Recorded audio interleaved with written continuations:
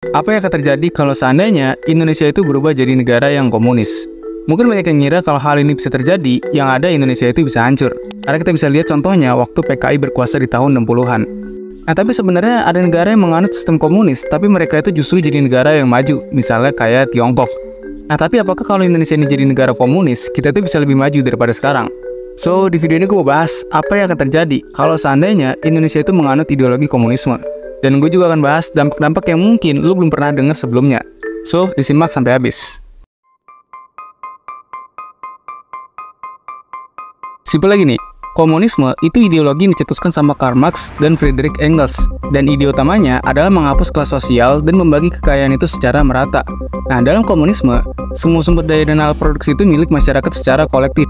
Jadi nggak ada tuh yang namanya kepemilikan pribadi atas tanah, pabrik, atau sumber daya utama.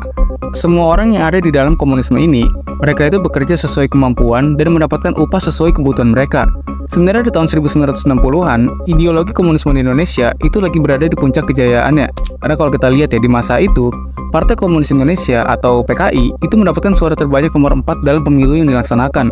Padahal, Partai Komunis Indonesia waktu itu tuh baru bangkit gitu dari pemberontakan 1948. Nah, fakta uniknya, Partai Komunis Indonesia atau PKI adalah salah satu partai komunis terbesar selain Uni Soviet dan Tiongkok. Yang mana PKI ini tuh dulunya punya pengaruh besar gitu di politik Indonesia. Nah, tapi semenjak kejadian G30 PKI, semua itu berubah jadi apa yang kita kenal sampai sekarang. Dan semenjak dari kejadian itulah komunisme itu dilarang di Indonesia. Nah, tapi lu pernah kepikiran gak sih, apa yang bakal terjadi ya? Seandainya nih ya, komunisme itu bangkit lagi di Indonesia.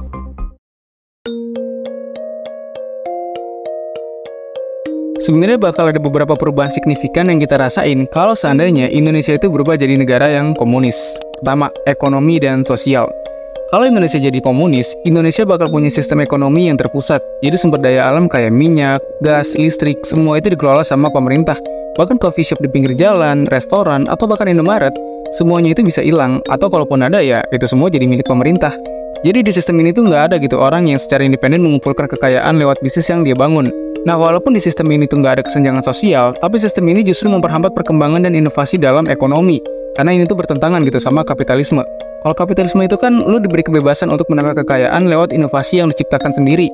Nah, kalau di komunisme, semua alat produksi itu dikuasain sama pemerintah. Jadi otomatis lu tuh nggak bisa menciptakan perkembangan sendiri. Makanya kalau misalnya Indonesia itu jadi komunis, gak akan ada lagi yang namanya sekolah swasta, rumah sakit swasta, perusahaan swasta, dan semuanya milik swasta itu bakal jadi milik pemerintah.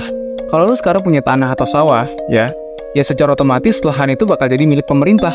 Jadi lu bekerja itu bukan untuk menambah kekayaan, tapi untuk kesejahteraan bersama. Nah, tapi walaupun komunisme ini terkesan adil, ada kekurangan dari komunisme ini.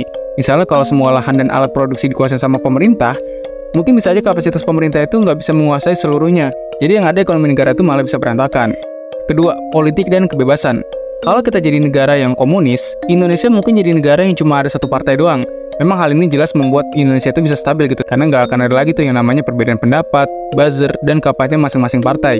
Tapi di satu sisi, kalau Indonesia itu jadi negara yang komunis, lu nggak akan bisa lagi ngekritik pemerintah, karena di sistem ini, ya lu harus nurut gitu sama aturan pemerintah. Dan yang lebih parahnya, justru ini tuh makin memperparah pemerintah untuk korupsi, karena di sistem ini pemerintah itu punya kuasa penuh gitu. Jadi ya, lu nggak bisa berbuat apa-apa.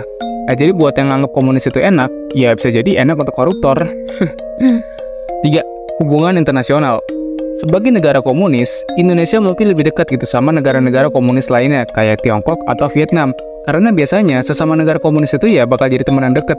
Nah, tapi kalau kita pikir lebih dalam lagi, ada sisi lain dari sistem komunis ini. Salah satunya adalah soal kebebasan berekspresi, khususnya dalam hal budaya dan tradisi. Dalam komunisme, kadang-kadang pemerintah cenderung mengontrol banyak aspek kehidupan, termasuk budaya. Bayangin ya, di Indonesia kan ada banyak ya budaya dan tradisi dari berbagai suku dan etnis. Dari tarian tradisional, musik, sampai acara adat. Nah, kalau misalnya ada batasan gitu ya dari pemerintah tentang apa yang boleh dan nggak boleh dalam berekspresi, bisa jadi banyak dari budaya dan tradisi ini yang teracap punah atau budayanya itu berubah sesuai yang pemerintah mau. Tentu kalau hal ini beneran terjadi gitu ya, yang ada ini tuh malah bikin kekayaan budaya kita tuh makin terbatasi, dan nggak bagus juga gitu buat keberagaman kita yang selama ini kita banggakan. Oh iya, selain itu, coba bayangin deh, kalau Indonesia beneran adopsi sistem komunis, pasti keseharian kita tuh semuanya bakal berubah drastis gitu. Mulai dari cara kita bekerja, sistem pendidikan, sampai cara kita mencari hiburan itu semuanya bakal jadi beda banget. Kenapa? Karena dalam sistem komunis, semuanya itu dikontrol sama negara. Pertama nih ya, soal kerjaan.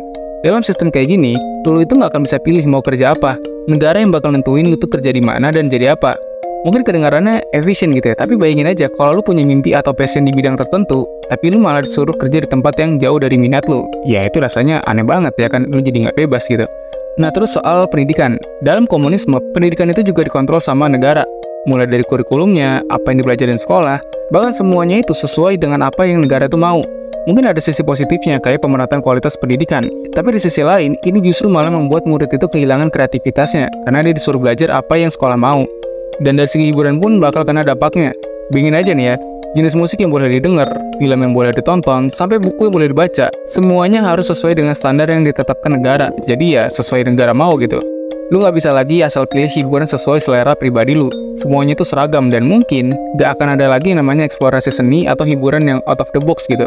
Kayak contohnya di Korea Utara gitu kalau nggak salah ya. Yang mana di sana itu nggak boleh gitu warganya itu dengerin musik hip-hop. Jadi harus buatan negara mereka sendiri. Nah yang paling penting, konsep kerja di komunisme itu bukan buat kepentingan pribadi, tapi buat kepentingan kolektif alias bersama. Arti ketika lo bekerja, itu bukan buat diri lo atau buat keluarga lo, tapi buat masyarakat secara keseluruhan. Memang kedengarannya ini bagus untuk kepentingan bersama gitu ya, tapi jelas ini memperhambat lo untuk mencapai sesuatu yang lo impikan dari dulu. Jadi kalau dulu lo punya impian beli mobil mewah gitu, rumah mewah, itu susah gitu, bahkan nggak bisa untuk terwujud karena ya lo bekerja bukan untuk diri lo sendiri, tapi untuk kepentingan bersama. Nah, kalau negara kita beneran jadi negara komunis, bisa jadi banyak hal dalam kehidupan sehari-hari kita tuh bakal berubah drastis dan semua hidup kita itu bakal ada di bawah kendali negara.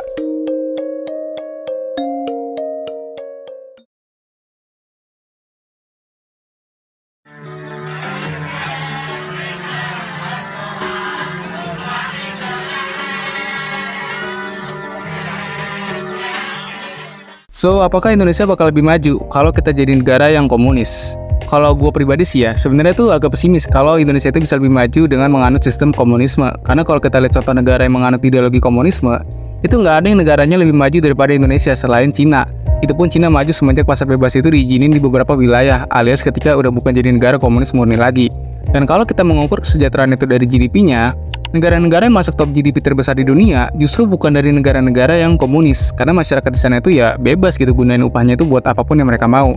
Dan mereka juga diberi kebebasan dalam berinovasi. Sedangkan kalau kita lihat negara-negara yang menganut ideologi komunisme, kebaikan dari mereka itu justru terbelakang secara GDP. Nah makanya Indonesia itu sebenarnya udah pas banget gitu dengan ideologi yang sekarang. Karena kita masih dikasih kebebasan menguasai alat produksi, tapi tetap dengan regulasi pemerintah.